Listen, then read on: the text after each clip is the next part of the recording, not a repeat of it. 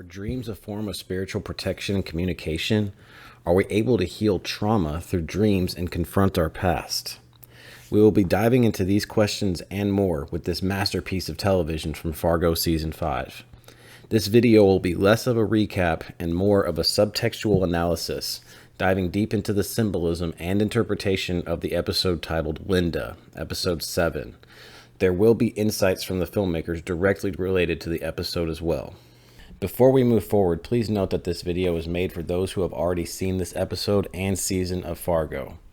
Trigger warning, this video will discuss domestic abuse, as this is what the season primarily deals with, and our main character confronts her trauma from her abusive ex Roy in this episode and is able to heal and move forward, as we all hope to do in such situations.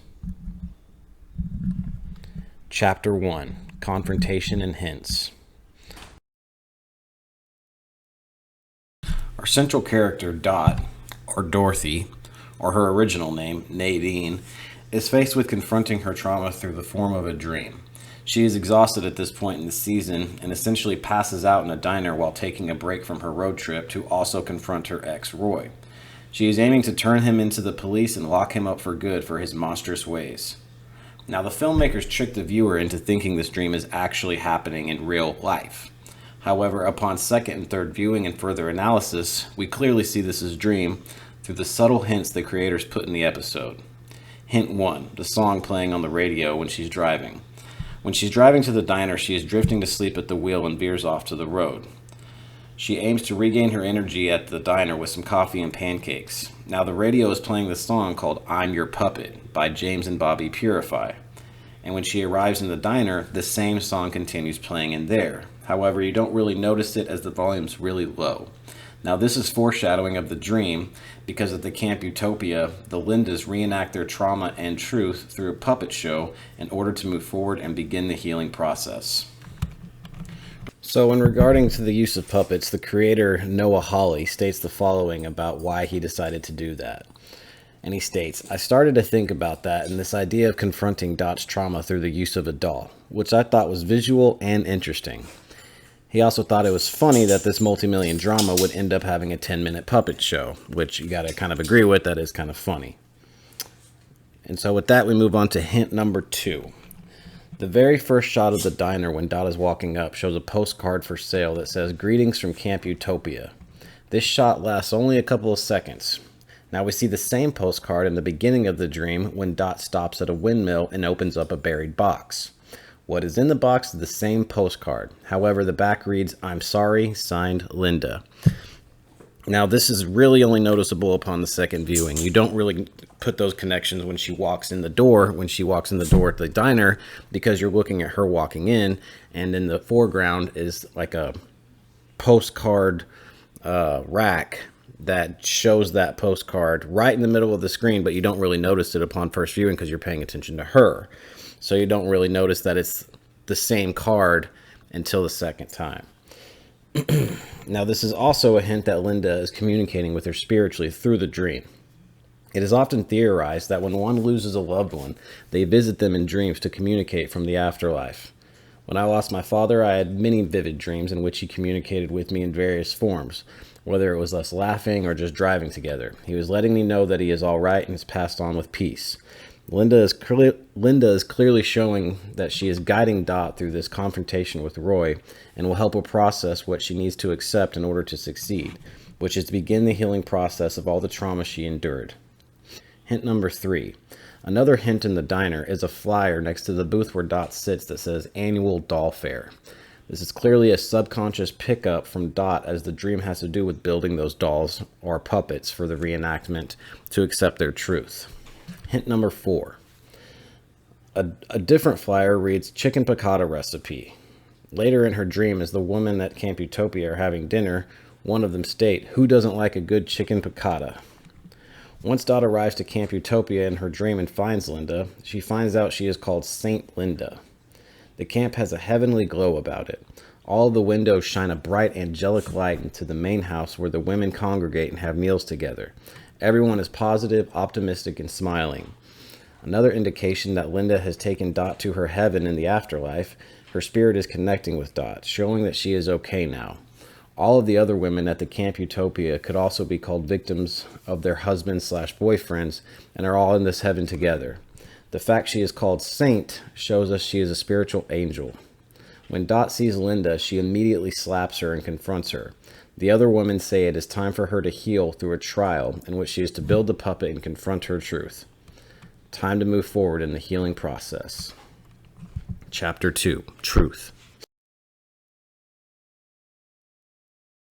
Quote, you tell your story through the puppet, and in this way you expel the trauma, so you can start again. This is said by one of the women at Camp Utopia as she leads Dot to the workstation where she is hesitant to begin. The filmmaker chose this approach to find a way that is accessible so people can receive it without being completely traumatized. Externalize Dot's internal journey and the healing work she has to do to confront her abusive ex. They didn't want to traumatize the viewers, so that's another reason they decided to put the puppets and dolls in that reenactment sequence, because it is a very tough thing to watch, even with the puppets. Chapter 3, Spirit. All of Linda's dialogue at the dinner scene upon second viewing shows that she is spiritually speaking with, guiding, and protecting Dot. Her dialogue is as follows. Dot tells Linda an update of her son Gator. Linda's response, you see things clearly, dear. You always did. This shows us that she is looking down at Dot and is proud of her and all that she survived and how she has changed.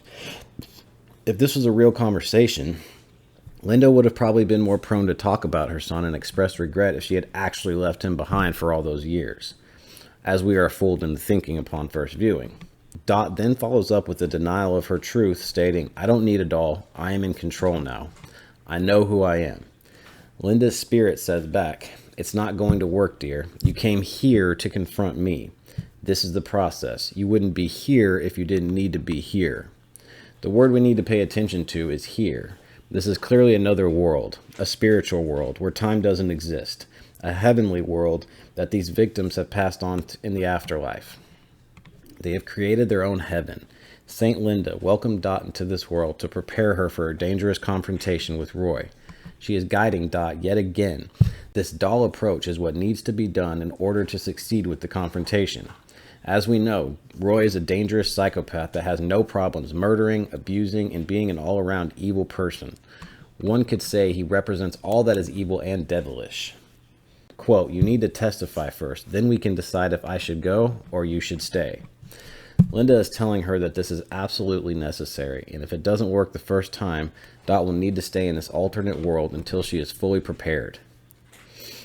Chapter 4, Healing. Now, instead of breaking down the entire puppet show, we're going to focus on all the aspects of the healing that occur within it. Linda states before her presentation, the truth she speaks is her truth. Once confronting her truth and trauma, Dot is able to move forward with a perspective of forgiveness for Linda. Holly says the following regarding Puppet Show and how it is necessary for our central character. It's her memory. It's her story. All the voices are Dot's voices. All the Lindas are version of her. In Camp Utopia is the locked room in her mind she doesn't want to go to. Ultimately, she's forced into that space when the diner waitress asks Dot if she's running away from home or running toward a home. She doesn't know at that moment, and I think there's nowhere for her to go until she faces that truth. As for what takes place at Camp Utopia and the Linda viewers meet, the other writer says it's a reflection of what goes on in Dot's head and her perception of her changes throughout the episode and the season. I think she had to create a story to protect herself, and the story involved Linda being a kind of villain, and through doing the work in this episode, Dot realizes that's not entirely true. There are gray areas. Linda accepts to go with Dot to confront Roy. Once again, her spirit is subtextually speaking to her. After Dot's performance, Linda's spirit says to her, I will go with you, we can face him together, which upon further review shows that her spirit will be protecting her when she confronts Roy. In the car, leaving Camp Utopia, Dot forgives Linda for what she thinks she did, leaving and abandoning her and Gator. Dot says to her, it's okay, he would have killed you, to which Linda is quiet. Another reference that she has actually passed on, and Roy did in fact do that. Dot wakes up in what seems to like days, what was really only about 5 minutes, showing she entered another world where time slowed down and what needed to happen happened. In conclusion, this episode was a very unique approach the filmmakers took in tackling this difficult subject. The creators of Fargo have proven themselves to be innovative in each season while always honoring the film of which it is based from, with references and Easter eggs spilled throughout each season. Dot needed to forgive and accept what has happened to her in order to move forward with the reality of the situation and to put an end to it. Linda's spirit protected her and guided her through the process. Once Dot leaves the diner, an 18-wheeler plows her car in the parking lot, and had she left 30 seconds earlier, she would have easily been in the car when it happened. Yet another reference of Linda's protection. We will end with a quote from the filmmakers regarding this episode. The medium also allowed for the filmmakers to present viewers with the harsh reality of Dot's past life without making viewers want to turn away from their screens.